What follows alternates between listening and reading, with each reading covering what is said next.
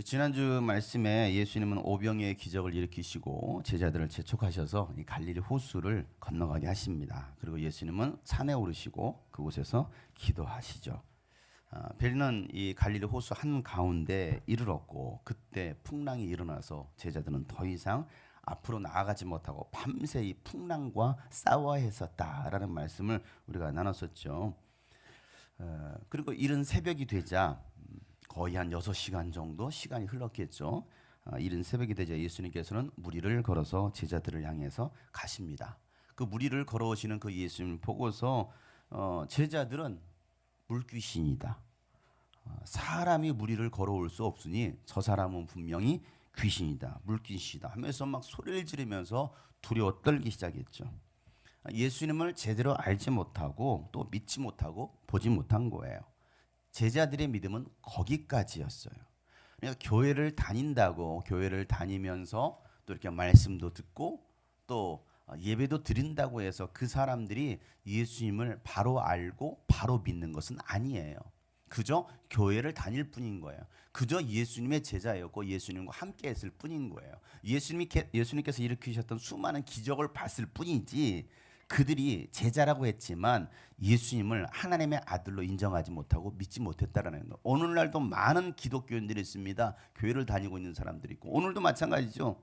전 세계에서 시차는 다르지만 오늘도 한국교회 수많은 교회들이 현장이든 비대면이든 온라인이든 함께 참여하고 있어요. 우리 교회 성도들도 마찬가지죠. 다 올 수가 없어요. 다 올 수 없는 상황 속에서 일부만이 이 현장은 참여하고 또 유튜브로도 함께하고 있어요.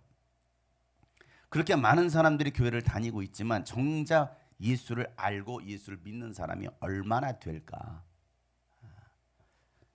여러분 스스로에도 물어봐야 됩니다. 나는 과연 예수를 믿는 사람인가? 나는 정말 예수를 알고 있나? 아니면 종교인으로서 그저 교회 주일이면 왔다 갔다 하는 사람일까? 제자들의 믿음은 거기까지였어요. 예수님을 보고 물귀신이다, 유령이다 라고 소리쳤던 거 그게 끝이었어요. 여러분 우리도 인생을 살다 보면요 풍랑을 만날 수 있습니다. 환난 가운데 있을 수 있고요. 내 힘으로 해결할 수 있는 그 고난의 순간에 우리에게 필요한 것이 과연 무엇일까요? 나를 도와줄 수 있는 사람? 누구요? 부모요? 형제? 누구?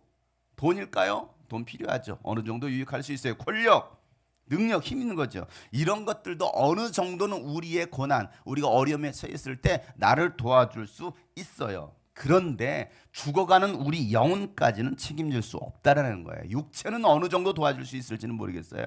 그러나 그것도 끝까지 도와주지 못해요. 우리 영혼과 육체까지 도울 수 있는 분은 오직 하나님 한 분, 예수 그리스도밖에 없습니다. 고난 중에 나에게 필요한 것은 바로 믿음이라는 거예요. 믿음. 어떤 믿음이냐? 많은 세상에서도 믿음이 있잖아요. 세상에도 나 당신 믿어. 나 이거 믿어. 믿음이 얼마나 많습니까? 우리가 가져야 될 믿음이 뭐냐는 거예요. 어떤 그런 세상적인 믿음인가? 여러분 어떤 믿음입니까? 예수님을 믿는 믿음, 예수님의 하나님의 아들이심을 믿는 믿음만이 세상을 이길 수가 있습니다. 요한일서 5장에 보면요 4절부터 5절 말씀에 하나님께서 태어난 사람은 다 세상을 이기기 때문이다. 하나님에게서 태어난 사람, 하나님에게서 난 사람들은 세상을 이긴다라는 거예요. 하나님께 속한 사람들은 세상을 이길 수 있다는 것입니다. 세상을 이긴 승리는 이것이 곧 우리의 뭐라는 거예요? 믿음이다. 뭐라고요? 나의 믿음. 세상을 이기는 사람이 누구입니까? 예수가 하나님의 아들이심을 믿는 사람이 아니고 누구겠습니까? 그러니까 정말 이런 상황 속에서 이런 고난 가운데 이런 코로나 상황 속에서도 이 세상을 이길 수 있는 믿음 누가 이기느냐? 바로 예수가 하나님의 아들이심을 믿는 사람, 그 믿음을 가진 사람만이 세상을 이길 수 있다라고 얘기하고 있는 거예요. 여러분 예수를 믿는 믿음이 있으면 풍랑도 이겨낼 수 있습니다. 바람을 잠잠케 하시는 예수님을 믿으면 불 가운데 지날지라도 그 불이 나를 태우지 못할 것이고 물 가운데 지날지라도 그 물이 나를 침몰치 못할 것이다라는 것입니다. 왜요? 하나님이 나와 함께 하시기 때문에요. 이사야 43장 1절부터 2절 말씀에 보면 그러나 이제 야곱아 너를 창조하신 주님께서 말씀하십니다. 하나님께서 우리를 창조하셨어요. 오늘 하나님께서 우리에게 말씀하시는 거예요. 용성아 내가 너를 창조했다라고 말씀하시는 거예요. 자, 여러분의 이름을 써가지고 한번 읽어봅시다. 시작. 그러나 이제 용성아, 용성 왜 안 해요? 여러분 이름 다 용성이 안 나와서요? 네. 영안이 열려서 다 보셨어야죠. 다시 한번 여기 이름이 여러분의 이름을 넣는 거예요. 그러나 시작. 그러나 이제 왜 용서 제 이름을 불러요? 여러분 이름 부르라니까. 고마워요 제 이름을 불러줘서. 네, 이번에 한번 저기 야자 타임 한번 하는 거요? 용성아. 다시 한번 그러나 시작. 그러나 이제 아니 너를 하지 말고 여러분 이름을 왜 해줘? 다시 시작.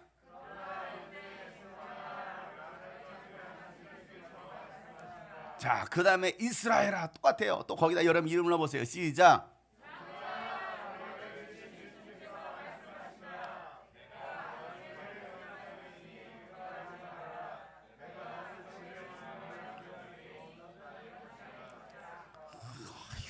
너에다가 자기 이름을 넣으니까 이게 안 따라줘요?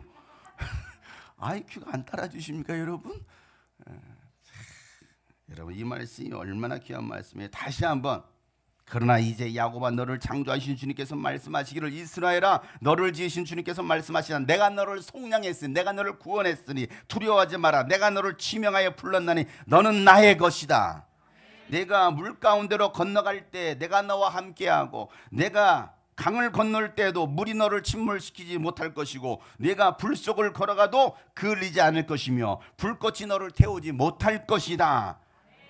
아멘. 여러분 하나님이 함께 하시면 능히 이길 수 있습니다. 하나님이 함께 하시면 이것쯤이야 할 수가 있는 거예요. 뭐라고요? 이것쯤이야. 다 같이 이것쯤이야. 이것쯤이야. 아유 코로나쯤이야. 그런데 사람들이 코로나 앞에 두려워 떠는 거예요. 망했다. 이생망. 뭐예요? 이생망이 뭔 줄 알아요? 이거 모르시는 분들은 이 생망이 뭡니까 여러분? 이번 생에는 망했다. 여러분 이 생망이십니까? 이 생응이십니까? 이번 생에는 여러분 이번 생에는 흥하시겠습니까? 이번 생에 망하시겠습니까? 여러분 하나님이 함께 하시면 이것쯤이 할 수 있습니다. 이 믿음이 여러분의 믿음 되기를 축복합니다. 다시 한번 이것쯤이야. 이것쯤이야. 우리 옆에 계신 분 이것쯤이야. 아무것도 아니야. 이겨낼 수 있어. 나에겐 믿음이 있어. 당신에겐 믿음이 있어. 그래요. 이길 수 있다라는 거야. 오늘 여러분 하루 이것쯤이야. 이것쯤이야. 뭐 하면서 이것쯤이야. 이것쯤이야. 외치고 다니세요. 아멘. 그러나 예수님을 믿는 믿음이 없고 유령만으로 생각한다면 예수님은 그냥 우리 옆을 지나가시는 거예요. 아무리 하나님의 아들이라 할지라도 창조주라 할지라도 우리가 예수님을 알아보지 못하고 그냥 귀신이야 소리친다면 예수님은 지나가시는 거예요. 우리에게 필요한 것은 바로 이 믿음입니다. 믿음 없이는요 마지막 날에도 구원받을 수가 없어요. 예수님께서 누가복음 18장 18절 말씀 이렇게 말씀하십니다. 내가 너에게 말하기를 하나님께서는 얼른 그들의 권리를 찾아주실 것인데 그러나 인자가 올 때 예수님께서 이 땅에 다시 올 때 세상에서 믿음 있는 자를 찾아볼 수 있겠느냐 이렇게 말씀하시는 거예요. 예수님 다시 오실 때 믿음 있는 자를 내가 찾아볼 수 있겠느냐 그 말이 무슨 말입니까? 많겠다라는 거 적겠다라는 거예요.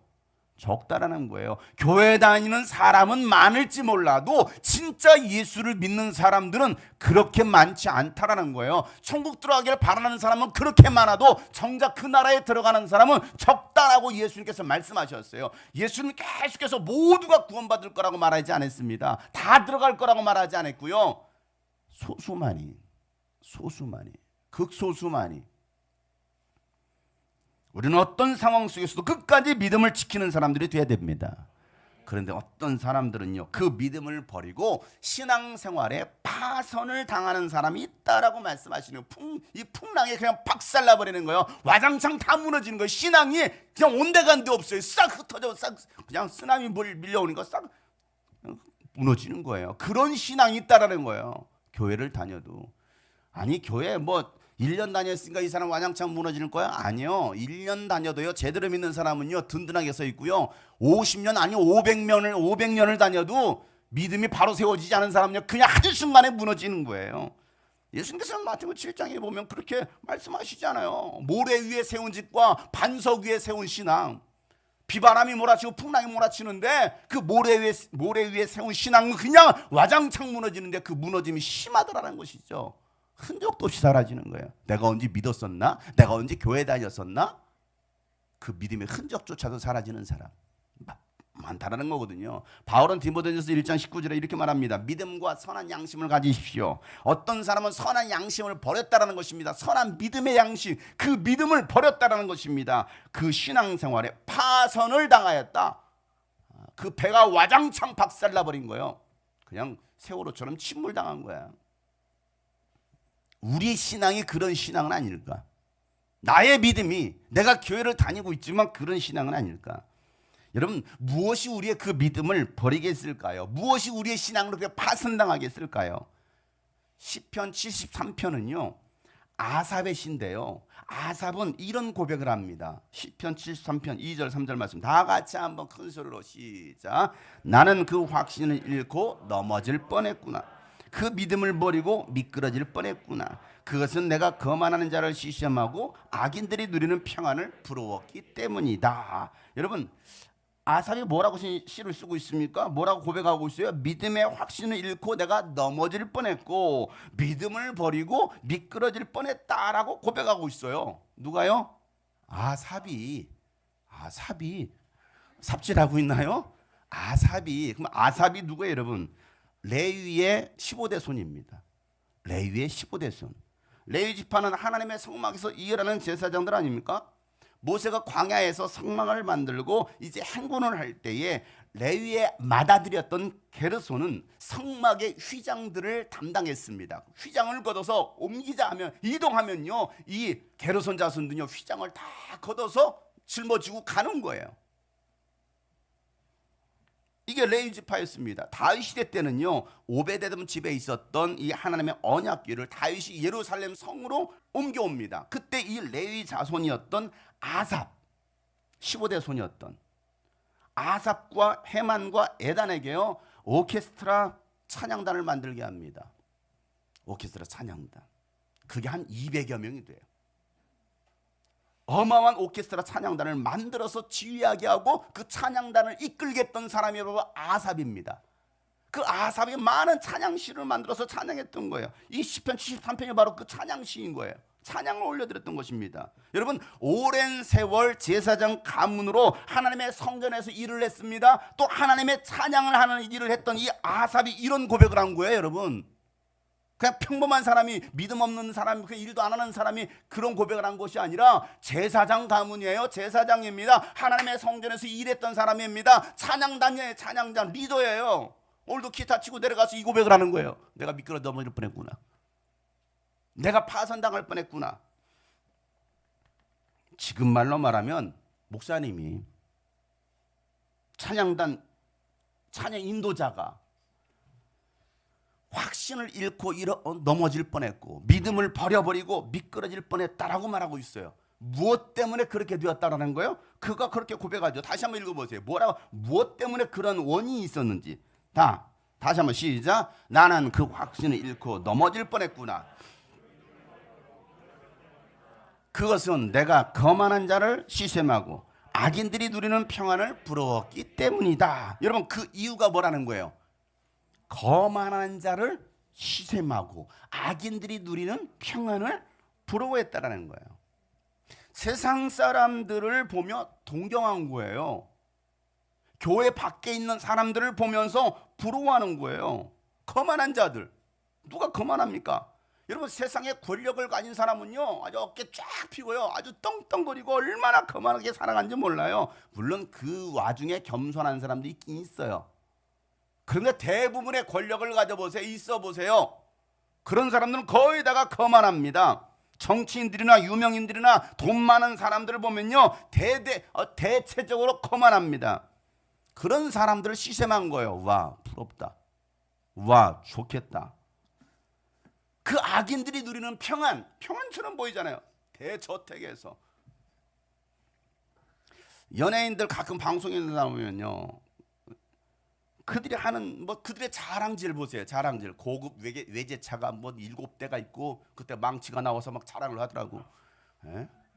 나는 고급 외제차가 7대나 있고 그냥 주차장에 자기처럼 쫙 쇼파 갈 때는 어디 갈 때는 골라 타는 거야. 그냥 슈퍼용이야 외제차가.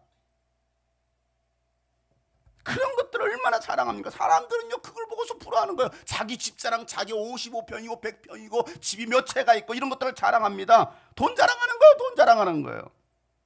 그리고 누리고 살아는 그런 모습들을 보세요. 요즘은 또 TV에 집을 이렇게 소개해주는 그런 분들이 요즘 아주 유행이에요. 또 그런 거 보면 와 부럽다. 나도 저런 집에 살고 싶다. 우리 집도 가끔 TV 보면 그런 것들이 많이 나와요. 그거 보면서 침을 질질 흘리고 있어요. 왜? 우리는 반지하에 살고 있으니까. 언제쯤 우리는 반지하에서 탈출할 수 있을까? 우리는 언제 이 월세에서, 이 전세에서, 언제 탈출할 수 있을까? 나는 언제 저런 집에 살아볼까? 나는 언제 집 한 채 가져볼까? 지금은 집 한 채 가질 수 있는 상황이 아니야 이제는. 여러분 올해 여러분 전반적으로 이제 또 보세요.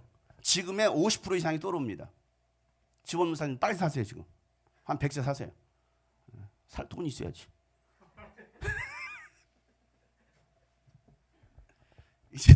이제 살 수가 없어.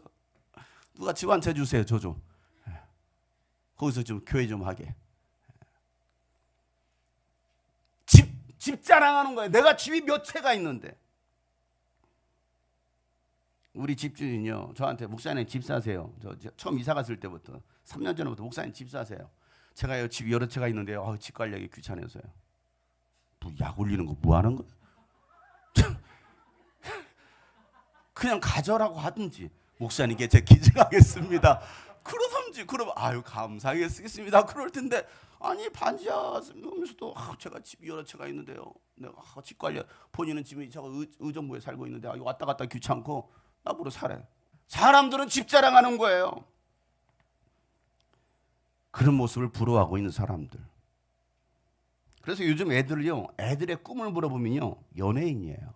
너 꿈이 뭐니? 저 연예인 되고 싶어요. 저 스포츠 스타가 되고 싶어요. 저 가수가 되고 싶어요. 저 유명한 유튜버가 되고 싶어요. 하나 유튜버 잘 나가는 유튜버 수입이 10% 안에 드는 애 15억이에요. 하나 유튜버 수입이. 저는 기껏해야 한 달에 10만 원 나올까 말까인데. 그러니까 거기에 목숨을 나도 유튜버가 되고 싶다. 나도 스트리머가 되고 싶다. 부자가 되면 세상적인 가치로 부자가 되면 돈이 많으면 그런 위치에 올라가면 행복할 거라고 생각하는 거예요.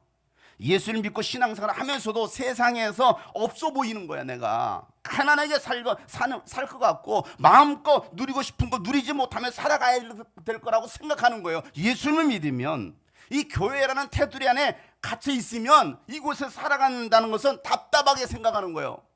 특별히 이 주님이 꿈꾸신 게 다니면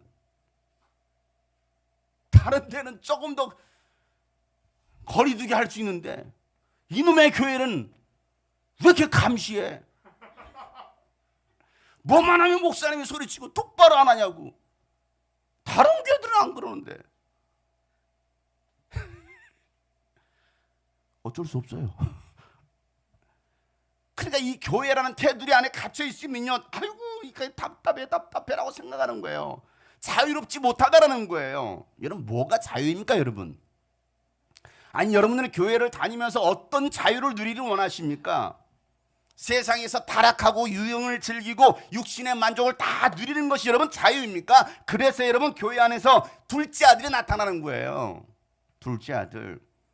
아버지의 유산을 가지고 세상에 나가서 하고 싶은 거 다 하고 싶은.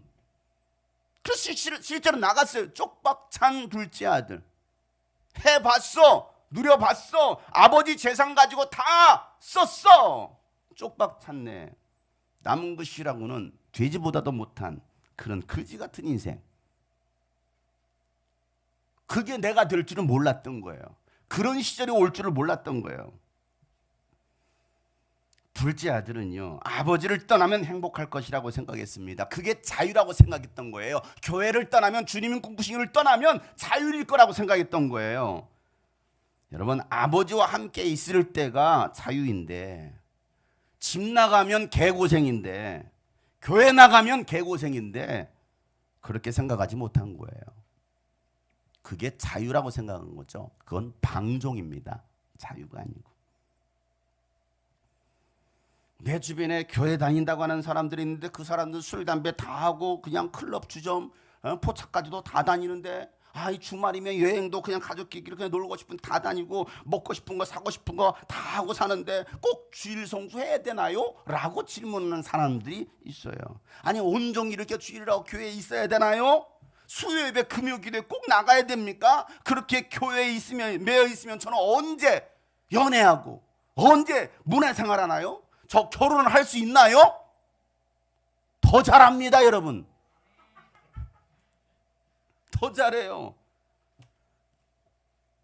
진짜 믿음 안에 있으면 양다리 걸치지 않으면 여러분 더 잘할 수 있어요.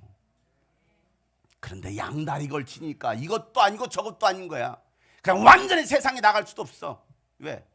그래도 신앙양심, 쥐꼬리만 하는 신앙양심이라도 있으니까 나가서 흥청망청 마시고 싶은데 이 뒤에서 막 내가 째려보는 목사님 째려보는 것 같아. 나는 거기 있지도 않는데. 그러니까 이건 뭐 자유가 없는 거예요. 그렇다고 교회 안에서 신앙생활 제대로 하느냐? 그것도 아니야. 그냥 시간 때우기 시킨 거야. 주일예배 마치고 도장축 가면 저 할 토리 다 했다고 생각하는 거야. 그러고 나서 안 보여. 평상시에는 주일날 도장 찍고 가. 끝이야. 양다리예요, 양다리. 여러분, 하나님께 목숨 걸어보세요. 하나님께서 책임지십니다. 악인들이 누리는 평안을 부러워하는 것은요, 예수님 안에 살아가는 내 삶을 만족하지 못한다라는 거예요. 스데반도 만족하지 못했으면요 순교하지 않았어요. 바울도 만족하는 삶이 없었다고 한다면 그 장거리 여행, 그 선교 여행을 떠나지 않았을 것입니다. 순교하지 않았을 거예요. 아삽은요 성전에서 찬양단을 이끌고 하나님의 일을 한다고 하면서도 직분을 가지고 있으면서도 성전 밖에 있는 사람들, 그 사람들 보니까 부러워. 그 사람들이 더 자유로운 것 같아. 나는 뭐야? 나는 왜 이 안에 이렇게 매어 있어야 되지? 라는 생각 가지고 있는 거예요. 이 교회 안에 머물러 있는 것이 고리타분하다고 생각하는 것입니다. 요즘 같은 시대에 이 대면 예배를 고집하는 것이 꼰대 같아요. 꼰대 신앙. 이웃을 사랑하지 않는 기독교인들 같아요. 요즘 시대 왜 이렇게 해야 되느냐? 그냥 적당히 할 수 있는 거 아니야? 어느 정도 세상을 즐길 줄 아는 사람이 크리스찬이라고 생각해요. 앞서가는 크리스찬. 꼰대 말고, 저 같은 꼰대 말고 그냥 앞서가는 크리스찬. 여러분도 어떻게 여러분 앞서가는 크리스찬 되길 원하십니까? 그런 교회 많습니다. 잘 생각해 보세요. 뭐 스타벅스 커피 들고 다니고 있어 보이죠? 스타벅스, 루이비 개똥, 입새 로망, 뭐 명품 백, 명품 옷. 저도 명품 옷 입었어요, 여러분. 여러분 있어요? 나만 있어요, 여러분? 세상에 단 하나밖에 없는 이 옷이에요. 에? 파랑 이 색은 저밖에 없어요. 부럽지? 명품 옷 자랑하고 싶은 거예요. 그래서 자랑하려고 입었어요. 여러분들 다 자주색 옷 입혔죠? 저는 이거 입혔어. 일부러 드리라고. 부럽지? 아사, 김아사 부럽지? 사람들은 그걸 입어줘야 자신이 명품인 줄 알고 자신의 어떤 가치가 있는 줄 알고 그런 사람들을 부러워하고 있는 기독교인들. 믿음을 버리고 미끄러지는 거예요. 내가 믿고 있는 예수, 이 진리의 확신을 잃고 넘어지는 거예요. 바울은요 세상 유혹을 받고 또 넘어지고 있는 세상을 향하여서 눈을 돌리고 있는 청년들에게 권면하면서 명령을 합니다. 디모데후서 2장 22절 말씀에 보면 다 같이 큰 소리로 시작. 그대는 젊음의 정욕을 피하고 깨끗한 마음으로 주님을 찾는 사람들과 함께 의와 믿음과 사랑과 평화를 쫓으십시오. 여러분, 젊음의 정욕이 뭐예요? 우리 청년들의 정욕이 뭡니까? 하고 싶은 거, 누리고 싶은 거, 먹고 싶은 거, 인간의 기본적인 욕구들 있잖아요. 인간의 그 기본적인 육체적인 욕구들이 얼마나 많이 있습니까? 특히 이 젊음의 청년의 때에. 이제 갱년기가 되면 다 하기 싫어. 다 귀찮아. 그냥 아유, 세상 다 귀찮아. 보세요, 우리 신유자매 보세요. 세상 다 귀찮아. 그냥 나 모르겠다. 할머니가 돼가고 있어요. 갈수록 뜨끈이나 먹으러 와요. 아가씨 때는 저랬을까요? 이러고 얼마나 세지. 지금 나이 하고 돌아다니고 그대로 20대 되면 돼요. 나야. 근데 지금 그러고 안 다녀요.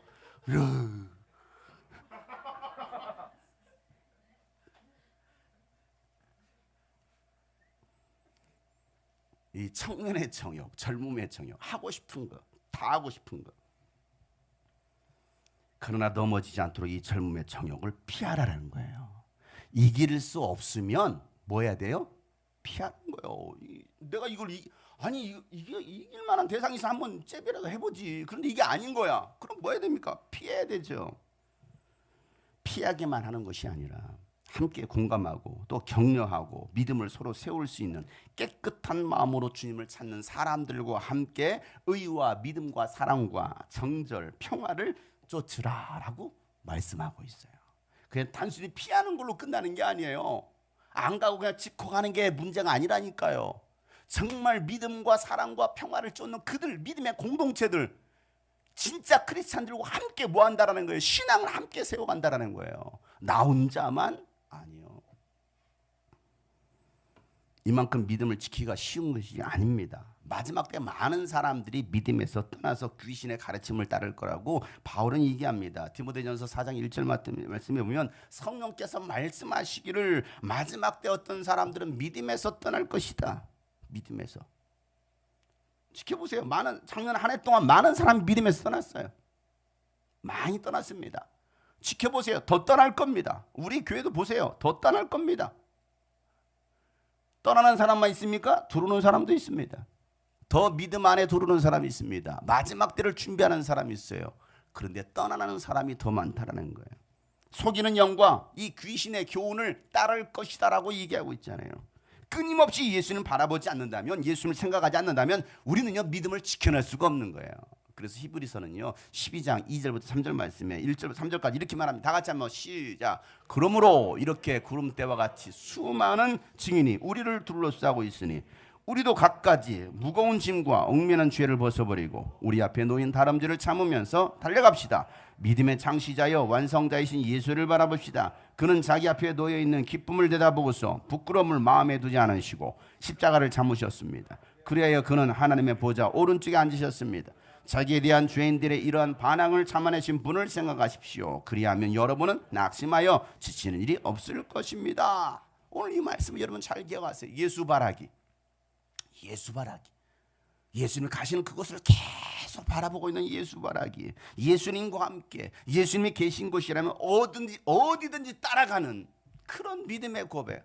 태평양을 건너 태서양을 건너 인도양을 건너서라도 주님이 가시면 달려갈 거야. 무조건 달려갈 거야.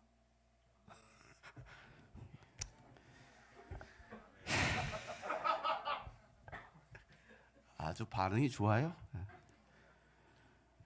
여러분 풍랑을 잠잠케 하시고 예수님은요 제자들과 함께 배를 타고 갈릴리 바다를 건너서 게네사렛 땅에 도착을 합니다. 아침이 되었겠죠. 왜? 이른 새벽에 한 가운데 있었고 이제 바람을 잠잠케 하고 그리고 노를 저어서 갔으니까 아침이 되었습니다. 예수님과 제자들의 배에서 내리니까 사람들이 그 주변에 있던 사람들이 예수님을 또 알아보는 거예요. 그 아침에 알아봅니다. 그리고 그들이 어떻게 합니까? 오늘 말씀이 온 지방을 뛰어다니는 거예요. 막 뛰어다닙니다. 나이처럼 막 뛰어다니. 자, 마가복음 6장 55절 오늘 본 말씀이 다 같이 큰 소리로 시작. 그 온 지방을 뛰어다니면서 예수가 어디에 계시든지 병자들을 침상에 눕혀서 그곳으로 데려오기 시작하였다. 여러분 이 말씀을 잘 보세요. 예수님께서 어디에 계시든지 어디에 어느 곳에 계시든지 그들은 뭐합니까? 뛰어다니면서 뭐 했다고요? 뛰어다녔다고요. 뭐 했다고요? 뛰어다녔다고요. 그리고 나서 병든 자들을 침상에 눕혀서 예수님 계신 그곳으로 데려오기 시작하더라는 거예요. 이게 게네사렛 사람들이었습니다. 이들에게는요 열정이 있었어요. 뛰는 가슴이 있었다고요. 뛰는 모습이 있었다고요. 간절히 사모하는 마음이 있었습니다. 그래서 예수님께만 데려오면 병을 고칠 수 있다는 그 믿음이 그들에게 있었기 때문에 병든 자들을 침상에 눕혀서라도 예수님이 계신 그곳으로 데리고 오는 거예요. 자신의 문제예요? 다른 사람의 문제예요? 네? 내 문제 가지고 달려왔어요? 다른 사람의 문제를 가지고 달려왔어요?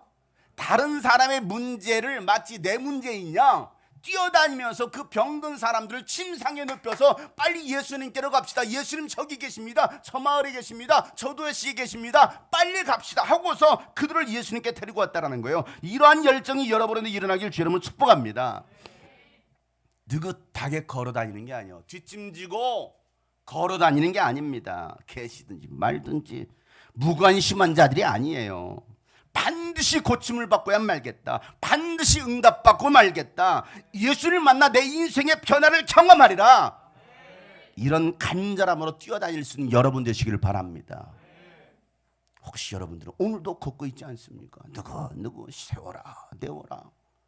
예배 시간이 45분에 나팔이 울려도 그냥 세워라 내워라. 언젠가는 들어가겠지. 언젠가는 문을 열어주겠지. 뭐 그냥 말씀 시작 전에만 가면 되겠지. 뭐 이런 느긋함 얼마나 느긋해요. 얼마나 여유가 있어요.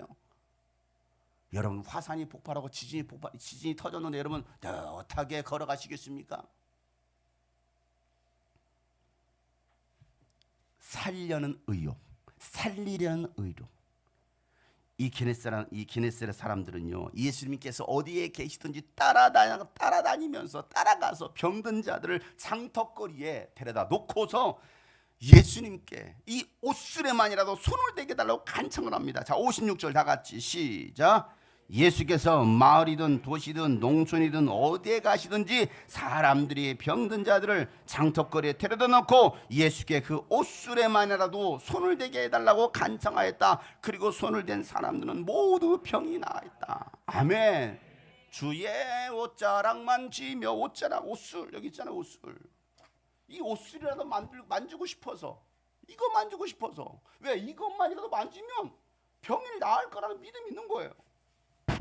예수님께서 가시면 병든 자들 다 앉혀놓고서 예수님 걸어가실 때 이거라도 만지고 싶어서 이거라도 만지고 싶어. 이거 만지면 병에서 낫는다라는 믿음이 있는 거예요. 이게 믿음이라고요. 왜 예수님의 이 옷수레는 성령의 기름이 흐르고 성령의 능력이 흐른다라는 그 간절한 사모한 믿음이 있다는 말이에요. 예수님께서 안수해 주신 것은 관두고서라도 그냥 뒤에 앉아서 뒤에 지나가더라도 예수님이 지나가실 때마다 이 옷수레도 만지고 싶어서. 옷수레 여러분 얼마나 많이 있습니까? 이 간절함이 있느냐고요. 내 문제를 해결받고 저 사람의 문제가 해결받도록 장태거리에다 사람들 병든 자를 다 눕혀놓고 저 옷수레라도 제발 저 옷수레도 만졌으면 좋겠다. 이 믿음을 가지고서 예수님의 옷술에 손을 댄 사람들은 모두 병에서 나았습니다. 여러분 믿음이 낫게 한 거예요.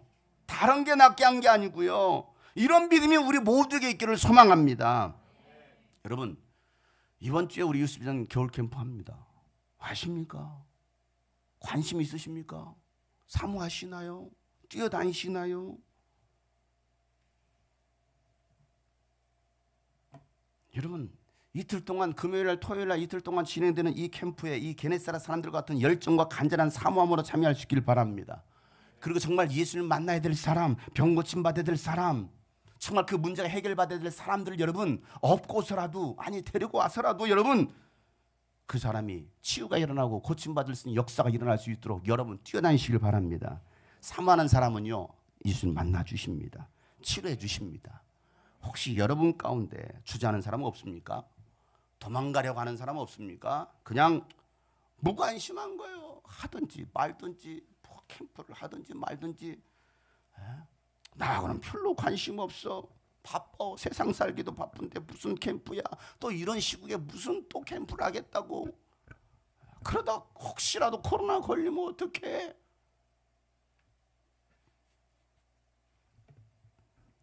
철저한 방역 지침을 준수하고 집회를 진행할 겁니다. 그리고 온라인으로 유튜브로 줌으로 쌍방향 생중계합니다. 현장에는 인원 제한 때문에 모두가 들어올 수 없어요.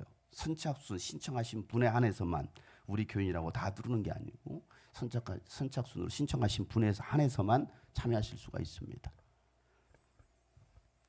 아유, 뭐 늘상 있는 일인데 뭐. 여러분 늘상 있었습니까? 작년 겨울 캠프를 끝으로 그런 집회는 지금 하지 못하고 있어요. 내년에는 할까요? 내년에는 한다라는 보장은 없어요. 앞으로 그렇게 500명, 600명, 700명 모여서 하는 집회는 이제는 거의 불가능합니다. 그것도 교회에서 하는 것은. 얼마나 사모하십니까? 여러분들 얼마나 은혜를 사모하십니까?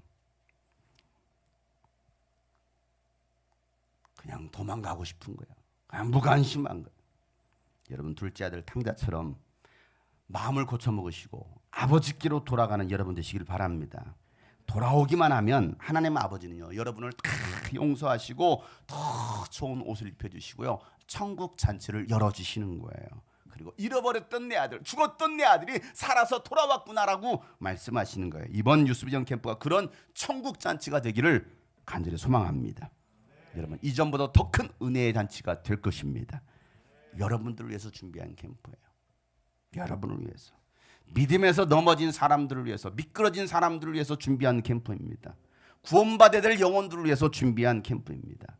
이번 캠프를 통해서 죽은 영혼이 살아나고 병든 육체가 치료받고 환상을 보고 꿈을 찾게 될 것입니다. 여러분 예수님을 향해서 달려갑시다. 주님의 말씀을 향해 뛰어갑시다. 그냥 주저하는 것이 아니라 뒷짐지고서 그냥 뜨거적 하는 게 아니라 뛰어가자고요. 게네사렛처럼 막 예수님 저기 계신다고 뛰어가는 거예요. 다시 한번 뛰어가는 거예요. 다시 한 그런 예수님과 함께 여러분의 심장이 다시 뛸 것입니다. 우리가 그 은혜를 사모하고 오늘 이 게네사렛 사람들처럼 예수님 계신 어느 곳이든지 뛰어갈 수 있는 우리의 그런 간절한 마음이 있기를 오늘 말씀을 기억하면서 다 같이 고백합시다.